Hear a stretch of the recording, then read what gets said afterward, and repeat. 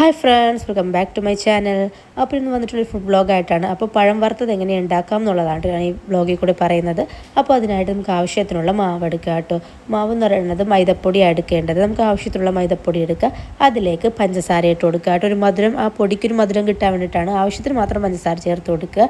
അതിനുശേഷം ഒരു ഇച്ചിരി മഞ്ഞൾപ്പൊടി ഇട്ട് കൊടുക്കുക കേട്ടോ. ഒരു നുള്ളു മഞ്ഞൾപ്പൊടി ഇട്ട് ഒരു കളറിന് വേണ്ടിയിട്ടാണ്.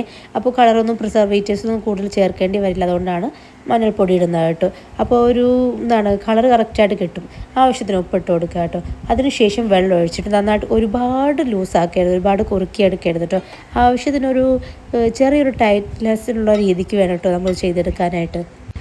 കടയിലൊക്കെ കിട്ടുന്ന പോലെ നല്ലൊരു ടൈറ്റ്നെസ് ആയിട്ട് ഇങ്ങനെ വീർത്തിരിക്കുന്ന പോലെ കിട്ടണമെന്നുണ്ടെങ്കിൽ നമുക്ക് കുറച്ച് സോഡാപ്പൊടി കൂടി ഇട്ട് കൊടുക്കുക കേട്ടോ. ബേക്കിംഗ് സോഡ ഇടുന്നത് പിള്ളേർക്ക് അത്ര നല്ലതല്ല, അതുകൊണ്ടിട്ടാണ് ഞാൻ ഇടാത്തത്. എൻ്റെ മോനിക്ക് കൊടുക്കാവുള്ളതുകൊണ്ട് ഞാനങ്ങനെ ബേക്കിംഗ് സോഡ ഒന്നും യൂസ് ചെയ്യാറില്ല കേട്ടോ.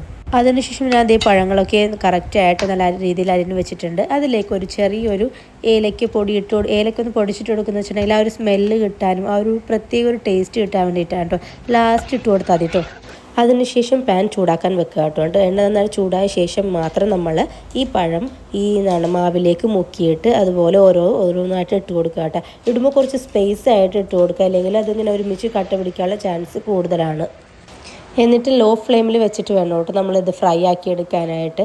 അപ്പോൾ ഒരു ഭാഗം നന്നായിട്ട് ഒരു വിധം ഫ്രൈ ആയി വരുമ്പോൾ തന്നെ മറിച്ചിടുക കേട്ടോ. നമ്മൾ ഒരുപാട് മൊരിച്ച് കളഞ്ഞ ആ ഒരു ടേസ്റ്റ് നമുക്ക് കിട്ടില്ല കേട്ടോ. അപ്പോൾ ചെറുതായിട്ടൊന്ന് മൊരിയുമ്പോൾ തന്നെ മറിച്ചിട്ടേക്കാം കേട്ടോ. അപ്പോൾ നമുക്ക് എത്രയും പെട്ടെന്ന് തന്നെ ഒരു പഴം വറുത്തത് ഉണ്ടാക്കി എടുക്കാൻ വേണ്ടി പറ്റും കേട്ടോ. അപ്പോൾ ഇത്രയേ ഉള്ളൂ, സിമ്പിളായിട്ടുള്ളൊരു പ്രോസസ്സാണിത്. അപ്പോൾ എല്ലാവരും ചെയ്തു വെക്കണം കേട്ടോ.